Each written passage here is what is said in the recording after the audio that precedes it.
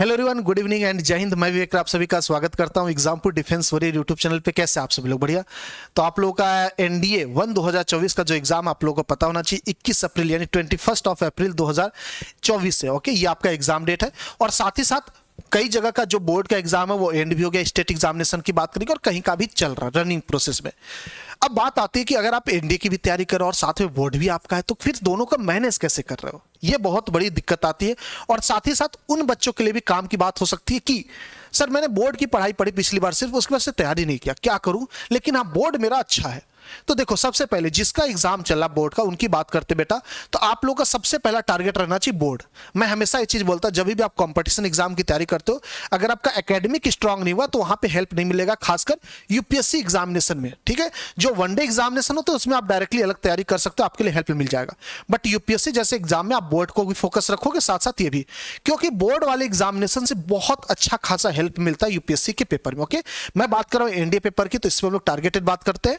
सबसे पहली चीज, जिनका एग्जाम हो चुका है पूरा कंप्लीट, आप लोग क्या करोगे? सिंपल, जो भी पढ़ाई पढ़े, जो भी आपके पास नोट्स है, जो आप पढ़ाई करे हो, जो भी आपके पास नॉलेज अभी तक, उसको हम यूज करेंगे अगले 30 दिन के अंदर। कैसे बताता हूं। दूसरा चीज, जो पहले पढ़ चुके हैं उनका कंप्लीट रिवीजन नहीं, आपको बस एक काम करना होगा, एटलीस्ट सभी चैप्टर को या सभी चैप्टर को एक बार रिवाइज कर लीजिए फॉर्मूला बेसिस पे, या फिर शॉर्ट नोट्स टाइप का, मतलब ऐसे रैपिड फायर कर लीजिए।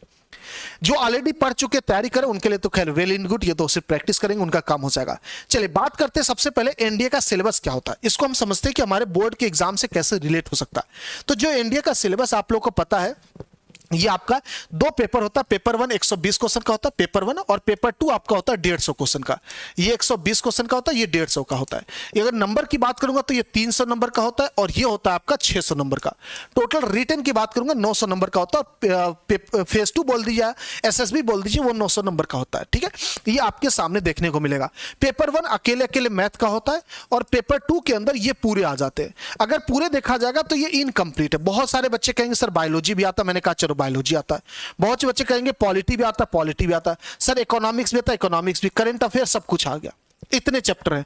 तो जब हम इतना लिखते हैं ना, तो हमारे सामने ऐसा आ जाता है बहुत बड़ा सिलेबस हमें पढ़ना है। अब इसको क्वेश्चन वाइज देखते हैं।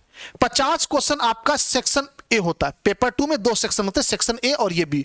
ये 50 फिक्स है, तो 50 यहां से हो गए, यानी 100 नंबर यहां से आने हैं। इतने से 100 में से भी इंग्लिश आपका, फिजिक्स लगभग 25 फिक्स है, 24 के आसपास ज्योग्राफी, हिस्ट्री के आसपास 19-20 आ जाता है।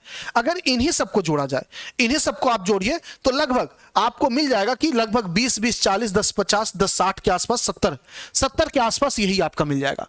हमें कितने का चाहिए था? 50 हो चुका, सिर्फ 100 नंबर में से 70 यही कवर कर लिया। अब नीचे आओगे ना, इसको और जोड़ लो, लगभग 70-80 बोल दो, 80 या 85 के आसपास आपका टोटल हो जाएगा।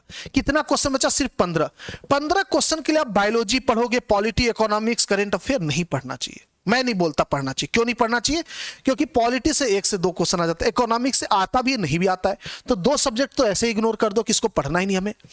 बायोलॉजी के लिए कौन पढ़ने जाएगा, कौन इतना रटने जाएगा? अगर आपके रटने की क्षमता तो आप हिस्ट्री ज्योग्राफी में लगाओ ना, क्योंकि वहां से ज्यादा क्वेश्चन आता है। तो इसको भी मैं इज्जत नहीं देता, मैं इसको नहीं रखता अपने वैल्यू में। करंट अफेयर वो लास्ट टाइम का एक बार मैराथन से हो जाएगा। तो हमारे सामने लमसम देखा जाएगा तो यही सब्जेक्ट हमें पढ़ने एनडीए के लिए। अब आप देखिए बोर्ड एग्जाम में क्या क्या पढ़े होगे। जब 11th 12th की बोर्ड दियोगे तो आप ये मैथ पढ़े होगे, वही वाला आता है 11th 12th वाला। इंग्लिश आप पढ़े होगे, फिजिक्स आप पढ़े होगे, केमिस्ट्री आप पढ़े होगे। ये आप पढ़े हो, ये आपको पता है पहले से। ठीक है, कोई दिक्कत नहीं। आपको पढ़ना क्या, बेसिकली इस पे एक्स्ट्रा फोकस करना है। आपको एक्स्ट्रा के तौर पे इन दोनों को पढ़ना है। ओके, अब जाहिर सी बात आप कहोगे नहीं सर बोर्ड तो अलग होता है, कंपटीशन अलग, यहाँ के क्वेश्चन तगड़े होते, ये वो स्टेप मार्किंग ये वो। चलिए उसका मैं आसान बताता हूं। मैं सिर्फ ये चीज पूछना चाह रहा हूं आपसे, आपने मैथ, इंग्लिश, फिजिक्स, केमिस्ट्री पढ़ा है ना? आप पढ़े हो, बहुत बढ़िया। अगर आप पढ़े हो, मैं उस चीज को दोबारा रिवाइज करूंगा या क्वेश्चन में यूज करूंगा कुछ चीज को, तो आपको समझ में नहीं आएगा। सर उतना नहीं आएगा, थोड़ा टाइम देके समझाएंगे तो आएगा कि नहीं आएगा? बिल्कुल आएगा। तो हमें क्या करना, जितना भी आपका नॉलेज है इस चीज को यूज करना है अपने एनडीए के जो प्रीवियस ईयर क्वेश्चन है उनको सॉल्व करने में। जब हम पिछले साल के कम से कम 2020 से 2020 में एक ही पेपर हुआ था, 2021 का 2 पेपर, 2022 का 2 पेपर, 2023 का 2 पेपर, यानी लगभग 7 पेपर। अगर मैं 7 पेपर में आपका सॉल्व कर लूं, यानी इस पिछले 7 साल के क्वेश्चन लगा ले, 7 अटेम्प्ट के, तो आपको नहीं लगता कि हमें एक आइडिया लग जाएगा कि हम जो पढ़े हैं उसमें से क्या क्या काम का था? मतलब कि आपका नॉलेज एक टारगेटेड हो जाएगा। आपके पास खूब नॉलेज है, बोर्ड की तैयारी की हो। अब हमें कंपटीशन में क्या होता है, टारगेटेड नॉलेज चाहिए होता है, इस कॉन्सेप्ट से क्वेश्चन आ रहा था वो करना है। तो अगर हम पिछले 7 पेपर सॉल्व कर ले तो आइडिया हमें नहीं लग जाएगा कि हमारे काम का यही है, तो हम यही करने वाले, ठीक है, हम यही करने वाले। तो आप जितना भी बोर्ड की तैयारी की हो बेटा, और इंक्लूडिंग ये भी, ठीक है, इंक्लूडिंग ये भी, मैं ज्योग्राफी हिस्ट्री की भी बात कर रहा हूं, तो आप लोगों को कुछ भी नहीं करना, आपको सिंपल अभी प्रीवियस ईयर क्वेश्चन लगाने।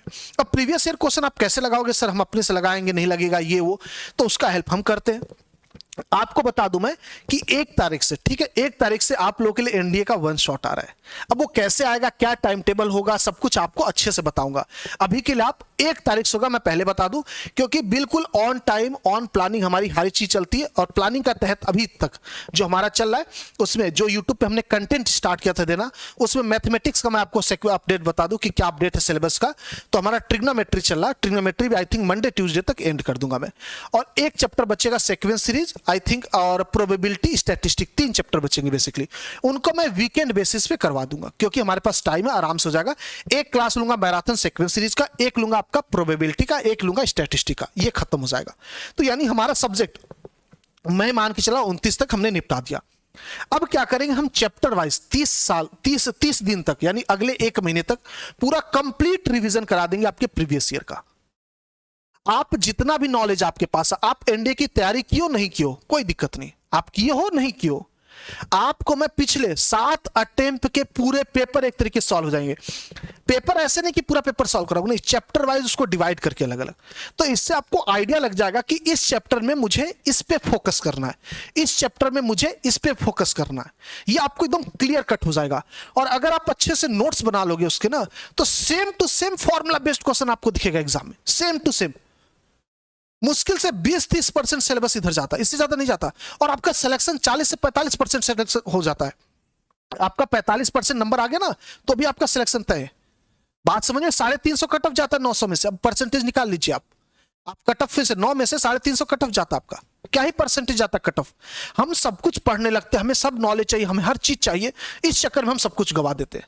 तो आपके लिए हम लोग लेकर आएंगे, 1 तारीख से लेकर आएंगे। इसका टाइम टेबल मैं आपको लॉन्च करूंगा 29 तारीख को, ठीक है, 29 तारीख को टाइम टेबल लॉन्च होगा। 1 तारीख से हमारा पूरी प्लानिंग स्टार्ट होगी, और फिर अगले 30-31 तारीख तक जो भी महीने का पड़ता, तब तक हम लोग इसको लेके चलेंगे।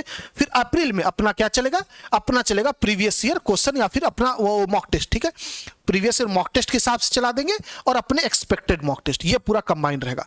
तो अगले 30 दिन तक, यानी 1 तारीख से 1 मार्च से और 1 अप्रैल तक आप शांति से कुछ नहीं करना, आपको वन शॉट की क्लासेस से जुड़ना है। वन शॉट मतलब कि 1 दिन में 1 चैप्टर खत्म, और वो भी 7 पेपर के साथ, 7 पेपर के सारे क्वेश्चन रहेंगे, ठीक है, बिल्कुल आपको परेशानी नहीं होनी है।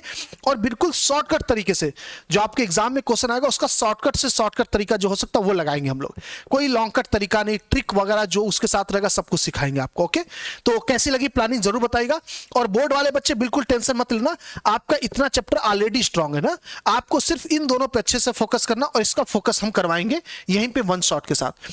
वन शॉट क्या होगा, 7 बार का अगर लगातार मॉक टेस्ट लगा लोगे ना, तो आपका आइडिया लग जाएगा ज्योग्राफी में किस टाइप का क्वेश्चन बार बार रिपीट हो रहा है, कैसा पूछ रहा है। और जब भी टीचर कोई क्वेश्चन ज्योग्राफी का कराता है ना, तो चारों ऑप्शन के बारे में बताते हैं, तो अगले पेपर में आपको दिखेगा अच्छा दूसरा ऑप्शन से रिलेटेड क्वेश्चन बनाया था ये, तो आपका ना पूरा तैयार हो जाएगा। तो आपको बिल्कुल टेंशन नहीं लेना, बिल्कुल आपका जो भी बोर्ड में आपकी तैयारी है उसी को हेल्प लेते हुए हम लोग आगे बढ़ेंगे अच्छे से, बेहतरीन तरीके से, ठीक है। तो सभी बच्चे जितने भी तैयारी करो एनडीए की, आप बिल्कुल टेंशन नहीं लेना, एकदम खुशी खुशी, चेहरे पे मुस्कुराहट होनी चाहिए, दांत दिखना चाहिए हंसते हुए, कि अब तो 1 तारीख से 30 दिन एग्जाम्पल डिफेंस वॉरियर के नाम, ये चीज कर लेना। अगले 30 दिन आपको कुछ भी नहीं करना, अपना सारा वक्त सारा सब कुछ आप एग्जाम्पल डिफेंस वॉरियर के नाम कर दो। आपको बहुत ज्यादा हम परेशान नहीं करेंगे, बहुत ज्यादा पढ़ाना ये वो खूब मेहनत करवाना नहीं, बहुत पॉइंट टू पॉइंट और एकदम क्लियर कट आपके एग्जाम में आने वाला चीज। आपको बिल्कुल इधर उधर भटकने की जरूरत नहीं है, सिंपल सब कुछ आपको एग्जाम्पल डिफेंस वॉरियर पे मिल जाएगा। ओके, मिलते हैं फिर हम लोग, आप लोग अपना ख्याल रखेंगे। उम्मीद करता हूं आपको समझ में आ गया होगा सब कुछ। 1 तारीख से हम लोग आ रहे हैं वन शॉट के साथ। ओके, इंतजार होगा आप लोगों को, मुझे पता है, और आते हैं देखते क्या तहलका मचाते हैं 1 तारीख से।